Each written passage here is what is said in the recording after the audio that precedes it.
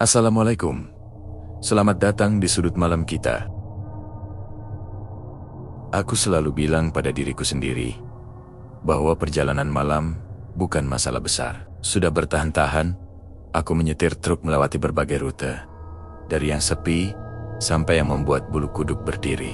Tapi malam itu, saat memasuki alas roban, ada rasa aneh yang merayap pelan ke tengkukku. Entah kenapa, jalanan terlihat lebih sunyi dari biasanya. Lampu trukku menembus kabut tipis. Seakan mencari sesuatu yang tak mau ditemukan, aku menepuk-nepuk setir, mencoba menenangkan diri. Ayo, tinggal beberapa kilometer lagi. Santai. Biasanya aku bicara begitu, sekadar mengusir sepi. Tapi malam itu, kata-kata itu terasa seperti jaminan yang aku butuhkan. Di tengah pikiranku yang melayang, truk mulai bergetar halus. Awalnya aku pikir hanya jalan yang tidak rata. Lalu getaran itu berubah menjadi hentakan singkat. Seperti ada yang menarik kendaraan ini dari bawah. Aku refleks menginjak kopling. Jangan bercanda ya, gumamku. Dalam hitungan detik, mesin padam total. Lampu kabin berkedip sebelum akhirnya mati. Jalanan tenggelam dalam kegelapan, meninggalkan aku di tengah hutan yang seolah menahan napas. Aku keluar, menghirup udara lembab yang bercampur kabut. Suasananya begitu hening, sampai rasanya langkahku sendiri terdengar terlalu keras. Aku membuka kap mesin, tapi tidak ada yang tampak salah. Tidak ada bau gosong, tidak ada kabel lepas. Justru semuanya terlihat normal, seperti mesin yang hanya memutuskan berhenti bekerja. Aku mengusap wajah, mencoba berpikir jernih. Saat itulah aku melihatnya. Di sisi jalan yang gelap, ada cahaya kecil, kuning, hangat, berdenyut pelan, seperti lampu minyak. Aku menyipitkan mata. Cahaya itu berasal dari sebuah warung sederhana yang berdiri begitu dekat. Padahal aku yakin tidak melihat apapun saat melewati area ini tadi. Atapnya terbuat dari seng tua, dindingnya kayu, dan ada meja kecil di depannya. Seolah-olah warung itu telah bertahun-tahun berdiri di sana. Tapi sekaligus seperti tidak seharusnya ada. Saat aku mendekat, aroma jahe hangat tercium samar. Aneh, aroma itu menenangkan, membuat dingin malam sedikit surut. Ada seorang pria duduk di balik meja, wajahnya ramah, dengan senyum tipis yang tak bisa kutafsirkan. Matanya menatapku tanpa terkejut, seolah sudah menunggu. "Silakan masuk dulu, Mas," katanya lembut. "Kapai?" "Ja," aku hampir menjawab bahwa aku hanya butuh bantuan untuk truk yang mogok. Tapi kalimat itu tertahan. Ada rasa segan yang tak bisa kujelaskan. Meski begitu, tubuhku bergerak sendiri, melangkah masuk ke dalam warung yang semestinya tidak ada itu. "Truk saya tiba-tiba mati, Pak," kataku pelan. "Bapak lihat ada bengkel terdekat?" "Iya," tersenyum lagi. "Minum jahe dulu, hangatkan tubuh. Nanti mesinnya hidup sendiri." Aku menatap wajahnya, mencari gurauan, tapi tidak ada. Justru ketenangan. Mungkin terlalu tenang. Aku menarik kursi dan duduk. Di luar, kabut berjalan pelan, menelan pepohonan satu persatu. Dan saat aku menunduk melihat gelas jahe yang disajikan, sesuatu di dalam diriku berbisik bahwa malam ini belum selesai. Bahkan mungkin baru saja dimulai. Rasanya aneh duduk di warung itu, seperti sedang berada di tempat yang tidak semestinya ada di dunia biasa. Lampunya temaram, cukup terang untuk melihat, tapi tidak cukup untuk membuat semuanya jelas. Ada banyak ruang kosong di sudut-sudutnya, seolah bayangan sengaja menahan diri agar tidak terlalu dekat. Gelas jahe di depanku mengeluarkan uap perlahan, dan setiap helai uap itu seperti bergerak lebih lambat daripada seharusnya. Aku mengusap telapak tangan, mencoba menghilangkan sensasi dingin yang belum benar-benar pergi sejak trukku mati. Penjaga warung itu, aku belum tahu. Namanya hanya duduk sambil memandangi cairan dalam cangkirnya, seolah ia juga menunggu sesuatu. "Mas sering lewat sini?" tanyanya tiba-tiba. Pertanyaannya sederhana, tapi entah kenapa membuatku sempat ragu sebelum menjawab. "Tidak terlalu sering," kataku. "Tapi saya hafal jalannya. Setidaknya Dulu saya pikir begitu. Ia mengangguk pelan, masih menatap ke cangkirnya, bukan ke arahku. Kadang, jalan yang kita hafal berubah, tidak selalu untuk menyesatkan. Kadang, hanya ingin memberi tanda. Aku tersenyum, kaku. Tanda apa-apa? Tapi, bukannya menjawab. Ia justru bangkit perlahan, mengambil teko air jahe, dan menambah isi gelasku tanpa diminta. Gerakannya halus sekali, seperti sudah dilatih bertahun-tahun. Mungkin memang begitu, pikirku. Warung seperti ini pasti sudah lama berdiri sebelum kabut makin tebal, sebelum kendaraan makin banyak lewat, sebelum cerita-cerita menyeramkan tentang alas roban jadi legenda. Namun tetap saja, sesuatu terasa tidak cocok. Aku menoleh keluar, memastikan warung itu benar-benar ada. Ia masih di sana, tapi dari dalam, bagian luar terlihat lebih gelap daripada saat aku masuk. Pepohonan seperti semakin mendekat. Jalanan hampir tidak terlihat. Pak, kataku pelan. Kalau boleh tahu, warung ini sudah lama berdiri? Ia tidak langsung menjawab. Justru ia menatapku dengan mata yang entah kenapa terasa terlalu dalam. Lama, katanya akhirnya. Tapi tidak selalu terlihat. Aku meneguk minuman itu pelan, hangatnya merayap ke tenggorokan. Satu-satunya hal yang kurasakan normal malam itu adalah minuman ini. Menenangkan, seperti disiapkan oleh seseorang yang tahu persis apa yang dibutuhkan. Oleh tubuh yang lelah, tiba-tiba aku sadar ada seseorang duduk di sudut warung. Aku yakin tadi tempat itu kosong. Sekarang ada laki-laki dengan jaket gelap duduk membelakangi kami. Tubuhnya tegap, tapi ia tidak bergerak sama sekali. Bahkan, napasnya pun tidak terdengar. Ia hanya duduk, seperti sedang menunggu sesuatu yang tidak ada dalam ruangan itu. Aku berdeham pelan. Mas, mau pesan juga? Ia tidak menjawab, tidak menoleh, tidak memberi isyarat apapun. Penjaga warung hanya berkata, "Dia sudah minum." Aku menelan ludah. Sejak kapan dia di sana? Sejak sebelum Mas datang, jawabnya datar. Padahal aku jelas melihat sudut itu kosong. Saat masuk, aku tidak punya alasan untuk membantah. Tapi sesuatu di dalam diriku tahu, jawaban itu bukan yang sebenarnya. Aku mencoba berdiri, ingin mengecek apakah trukku sudah bisa nyala. Tapi penjaga warung mengangkat tangan, memberi isyarat kecil yang membuat langkahku berhenti. "Tunggu sebentar," katanya. "Jangan keluar dulu sebelum kabutnya memudar." Di luar, jaraknya sering menipu. Aku mendesah pelan. "Pak, sebenarnya apa sih tempat ini?" "Tempat singgah," jawabnya. "Untuk yang tersesat atau untuk yang hampir tersesat." Kalimat itu membuat tengkukku terasa dingin kembali. Aku menarik kursi, mencoba duduk tenang meski sulit. Warung itu terasa seperti ruang antara dua dunia. Tidak menakutkan, tapi juga tidak sepenuhnya aman. Seperti berada di ambang sesuatu yang tidak pernah ku tahu ada. Dan saat aku kembali melirik ke sudut itu, pengunjung yang tadi duduk diam sudah hilang. Kursinya bergeser sedikit, seolah baru saja didorong seseorang. Aku memejamkan mata sejenak. Malam ini memang belum selesai, dan aku mulai curiga. Warung ini melihat kedatanganku jauh sebelum aku melihatnya. Aku tidak tahu sudah berapa lama duduk di dalam warung itu. Rasanya waktu berjalan pelan, tapi juga terasa seperti menetes tanpa bisa kuhitung. Heningnya membuat setiap detik terdengar lebih besar dari seharusnya. Penjaga warung tidak banyak bicara lagi. Ia sibuk merapikan botol-botol kaca dan beberapa bungkus keripik yang tampak terlalu rapih untuk ukuran warung pinggir hutan. Namun, pikiranku tidak bisa berhenti pada satu hal. Pengunjung yang tadi duduk di sudut, ia muncul tanpa suara, hilang tanpa jejak. Semakin kupikirkan, semakin aku merasa seolah aku pernah melihat sosok seperti itu. Tapi aku tidak bisa mengingat di mana. Atau mungkin ingatan itu tidak pernah ada dan hanya muncul karena suasana yang terlalu sunyi. Aku menarik napas pelan. "Pak," kataku, mencoba memecah hening. "Yang tadi itu kemana?" Penjaga warung tidak langsung menjawab. Ia membalikkan kursi kosong di sudut itu dan menepuk sandarannya lembut. Seolah ada debu yang tak terlihat. Dia hanya mampir sebentar. Sama seperti Mas? Apa dia juga supir? Tanyaku.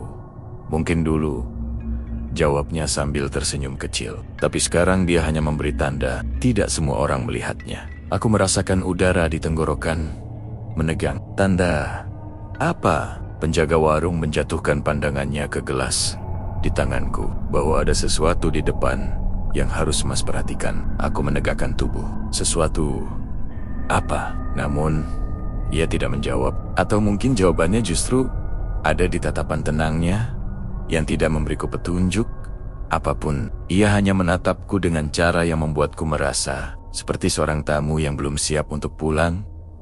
Aku bangkit dan melangkah keluar sebentar. Udara dingin menyambut bersama suara serangga yang entah datang dari mana. Kabut memang sudah mulai menipis. Warung itu tampak lebih jelas sekarang.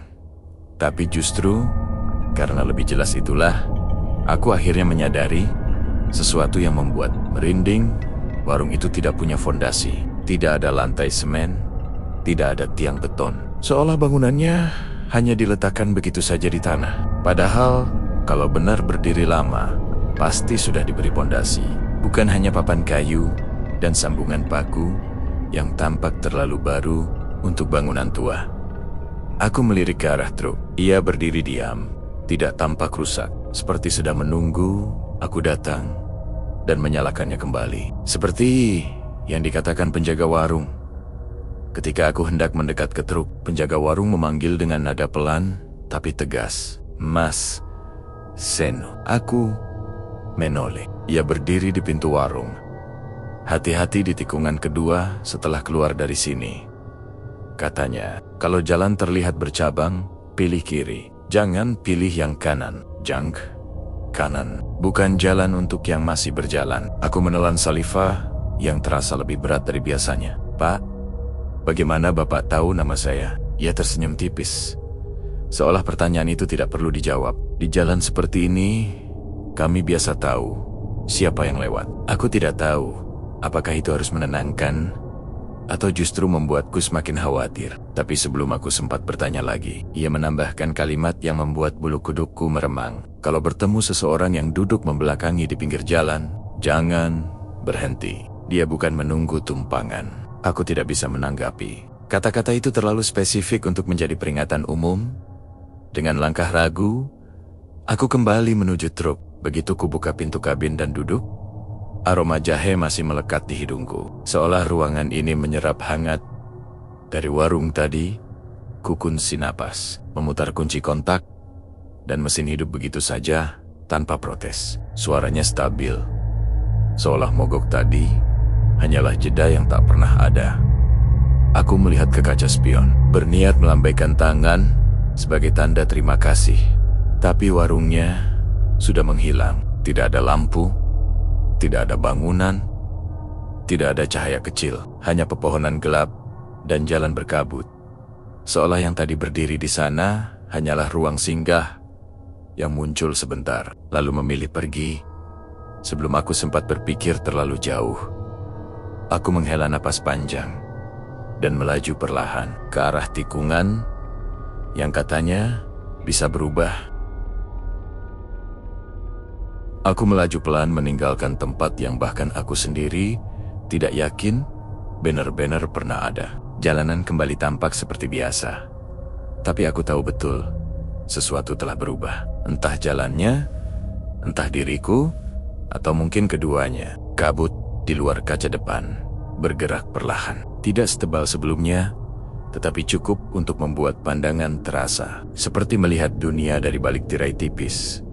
Aku mencoba mengatur napas, fokus pada garis putih di tengah jalan. Santai, no, cuma jalanan biasa, bisikku pada diri sendiri. Meski aku sudah tidak lagi yakin, jalan ini pernah kulalui puluhan kali.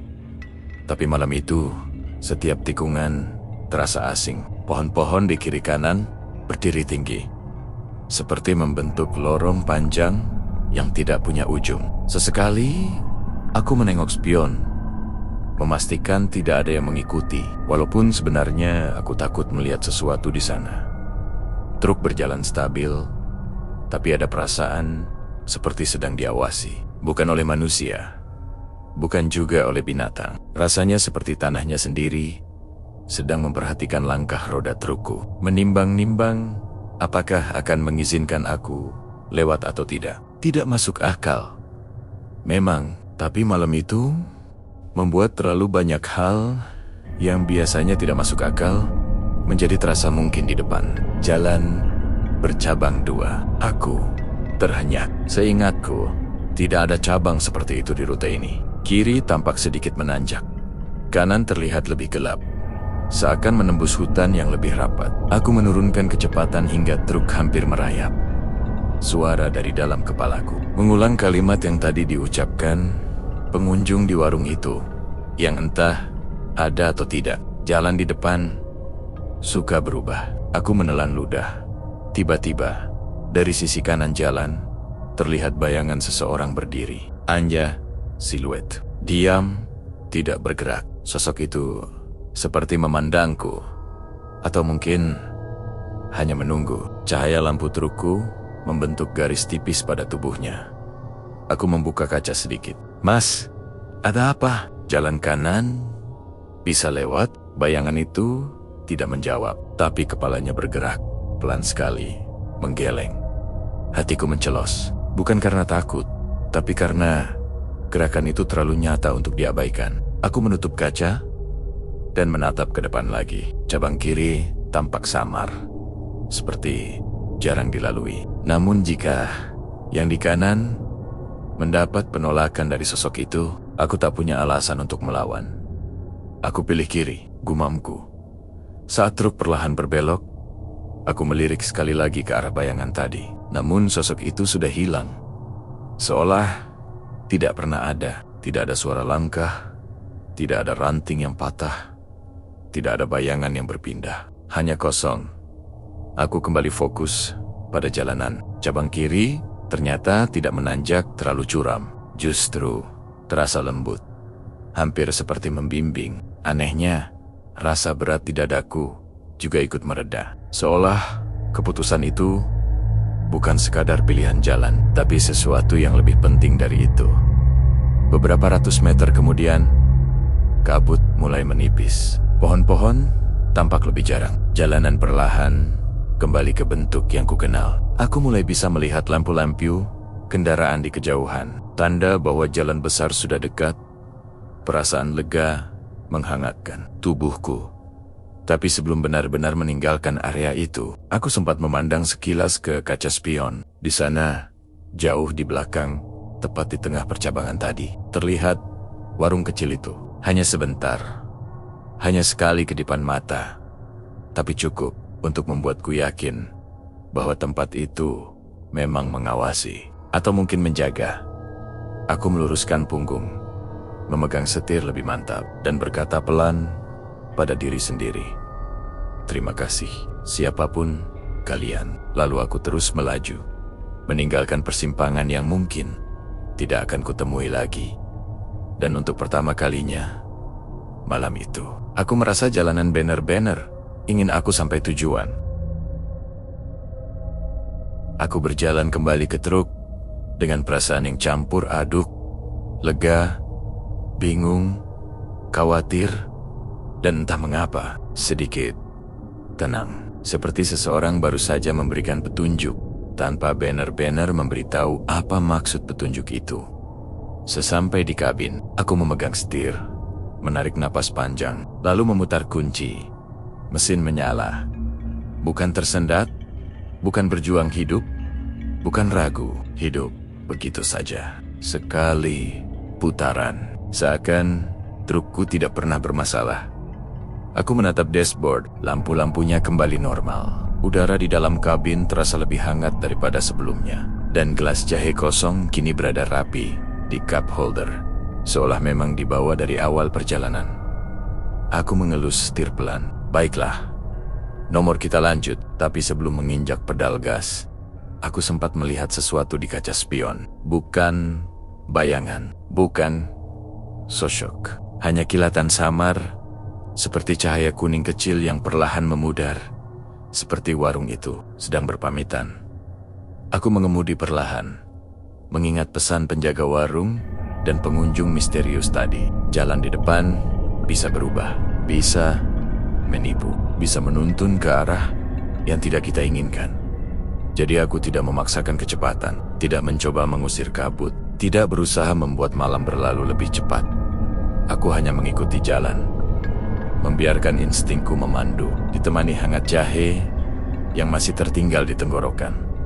Beberapa kilometer kemudian, kabut hilang seluruhnya. Pohon-pohon berganti menjadi lahan terbuka. Lampu jalan muncul satu persatu. Dunia kembali normal. Namun aku tahu, malam ini bukan malam biasa. Dan warung itu bukan warung biasa.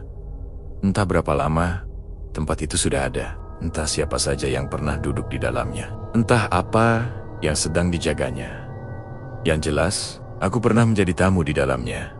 Dan aku tidak yakin semua orang beruntung bisa keluar dengan arah yang sama seperti saat masuk. Begitu jarak antara aku dan tikungan itu semakin jauh, perasaan berat yang sejak awal menempel di pundakku perlahan hilang. Udara terasa lebih ringan. Pohon-pohon tidak lagi tampak seperti mendekat. Dan untuk pertama kalinya malam itu, aku benar-benar bisa menghela napas lega. Aku melanjutkan perjalanan beberapa kilometer sampai menemukan pos kecil tempat truk biasanya berhenti. Ada dua pengemudi lain di sana, sedang minum kopi dan berbincang pelan. Salah satu dari mereka menatapku. "Mas Eno, lewat Alas Roban barusan. Ya, kok lama?" Aku duduk. "Iya, jalannya agak beda." Mereka saling pandang. Lalu salah satunya berkata, "Kadang memang begitu, Mas. Tapi biasanya kalau berubah, ada saja yang bantu." Aku menelan ludah, memikirkan warung gaib, penjaganya, dan pria berjaket gelap itu. "Ada warung buka malam-malam di situ?" tanyaku hati-hati. Salah satu sopir tertawa kecil. "Warung? Di sana? Sejak kapan ada situasi gelap begitu? Jangankan warung, pedagang lewat saja jarang." Aku hanya tersenyum tipis. Tidak ada gunanya menjelaskan. Saat aku kembali ke truk, sesuatu menarik perhatianku. Di dashboard, gelas jahe yang tadi kosong kini bersih, mengilap, seolah baru dicuci seseorang. Aku menyentuhnya, hangat. Dan entah kenapa, aku merasa warung itu tidak hilang sepenuhnya. Ia hanya kembali ke tempatnya, tempat yang tidak selalu terlihat, tapi selalu ada ketika seseorang hampir tersesat. Aku menghidupkan mesin dan berkata pelan, "Terima kasih kepada kalian semua." Malam itu, aku meninggalkan Alas Roban dengan pemahaman baru. Di jalan yang sunyi, tidak semua yang muncul berniat menakutkan. Ada yang hadir untuk menjaga. Dan warung gaib itu, mungkin salah satunya.